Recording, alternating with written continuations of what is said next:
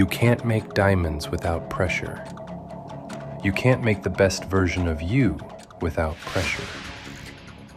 But you can choose your pressure to push through the pain. You can choose to be the best version of yourself, or you can choose mediocrity. You can choose to prepare, choose to succeed, choose to endure the stress, to block out the excuses. Choose to show yourself you were your own biggest competitor all along. It's you versus you at the Blueberry Beast, September 4th through the 6th at the Marshall County Blueberry Festival. Choose to be there.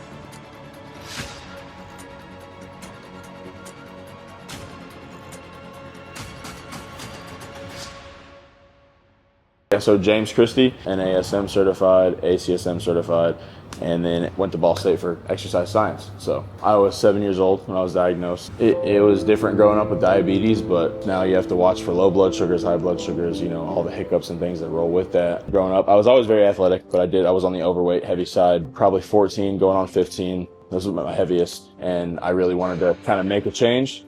So that's when I started actually working out. It became pretty evident early on that this was going to be pretty difficult to live with. At the time, when you're younger, it's a little embarrassing. You do feel a little singled out because, you know, no one else is doing that. No one else is like, hey, can we stop everything so I can go drink some apple juice? Like, can I go sit off for a minute? So just kind of things like that, man. It did at times become a little overbearing, you know, burdensome. You get emotional just because, you know, you just don't want to be different, don't want the special treatment, you don't want all the eyes on you. You know, you can imagine you're at a game or a track meet and everyone's looking at you because you're the one causing a scene, having to go off to the side and stop everything to go, you know, treat a low blood sugar, high blood sugar, something like that. So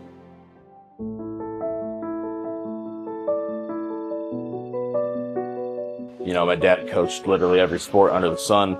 He was a big inspiration for me. You know, we'd get up 4:15 in the morning every Monday, Wednesday, Friday, go to Ace Fitness when it was Ace Fitness down the street before it became Fit Stop. I think that's kind of what sparked it a little bit, because after that, that's kind of when I started falling in love with weight training.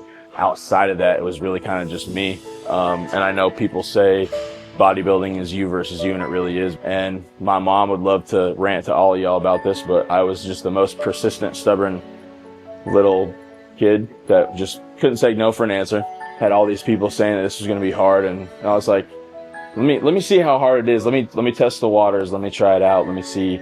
And sure enough, I mean, man, it is very difficult, but it's been years of researching and trial and error and what works, what doesn't work. When I was really trying to develop my physique before even getting into the bodybuilding scene, but I wanted to look a certain way. I wanted to build up my own confidence and push the limits, push the envelope a bit. And then the diabetes at play too, it became a challenge. But I've also always kind of been somebody that if I wanted something, I wasn't going to stop until I got it.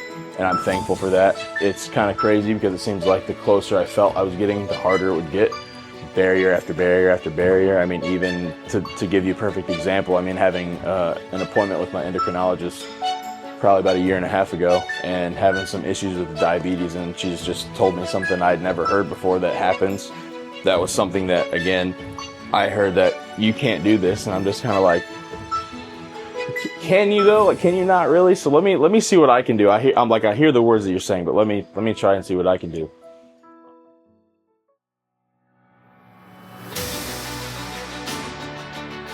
I did my first show. I came in second.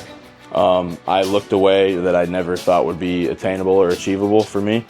And ever since I'd seen a glimpse of that, I've kind of been in pursuit of that ever since. It's been an ongoing process of just developing that, making it better. How can I make it better? How can I, sharpen it, and improve on it? Because it's like I said, it became very evident pretty early on that things weren't going to be easy. There's just something about that, like you can either embrace that or run from it, right? But there's a a relationship that you'll develop with either your problem or your obstacles or in your mind, and your mind can be your worst enemy or your best friend. So it's like, it's just, again, you versus you. It's you and you, I mean, you've got friends, you've got family, but every day it's really just kind of you. So you're going to be your best friend or your worst enemy. I kind of, through that and a good relationship with my brother, kind of developed that idea where it's like, well, yeah, I'd rather be my own best friend. It's going to make things a lot easier.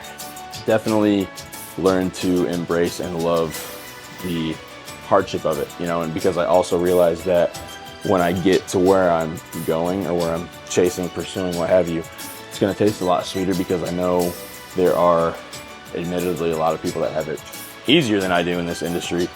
But then I'm not so ignorant to the fact that there are people that do have, that could be way worse too. So kind of great.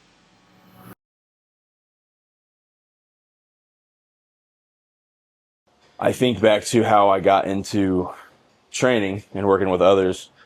I'd spent time, we were one of the first generations with computers. So at that time, while I don't encourage this, I was in the back of the class looking up case studies and research studies and bro science articles, just all bodybuilding, fitness, nutrition. And it kind of, through all that, developed, in my hardships and everything, that I wanted to be that inspiration or be that figure of motivation or somebody that someone could have in their corner. Because I know the fear that can come with it, the intimidation that can come with it, how everything just feels very big and overwhelming.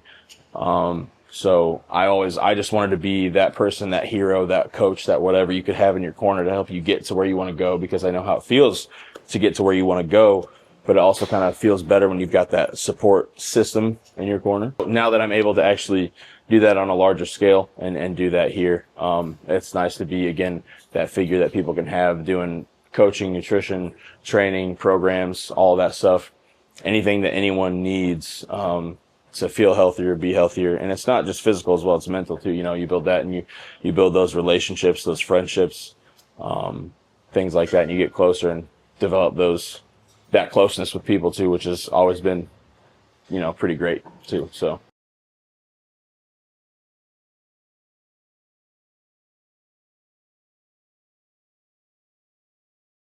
through the hardships of life and diabetes and all the no's and all the closed doors that I was able to knock down, I didn't make any excuses. I fell in love with myself. I fell in love with the process. So if I can do that, what's stopping you?